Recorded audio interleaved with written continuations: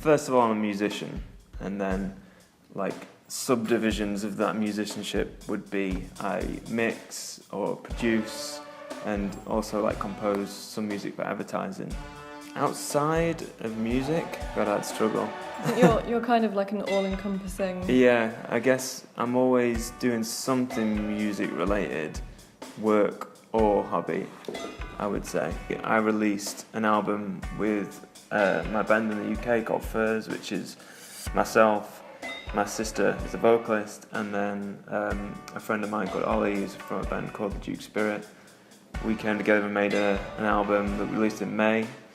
I'm now working on a good friend of mine, Chelsea, is making a great record, so I'm working on her EP, and I'm also doing my own EP.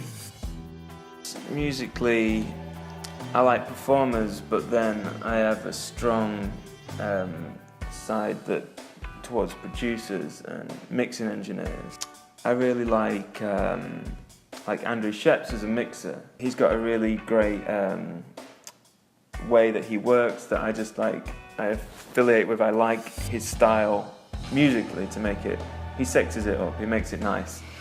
And then musicians, people like Nick Cave, Lou Reed, Bob Dylan, PJ Harvey, I'm a big fan of her. Like, they've got that attitude that we were talking about, and they're just, great performers. They're saying something a lot of the time. It's not just a kind of song, a throwaway song. They're actually saying something that kind of means something to people.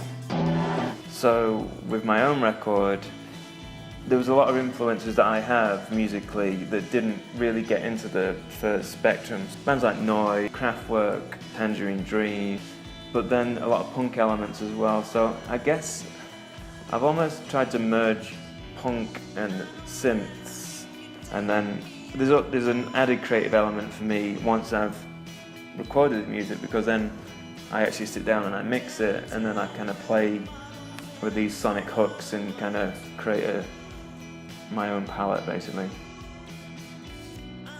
So we have a lot of similarities in taste, what we like, what we don't like.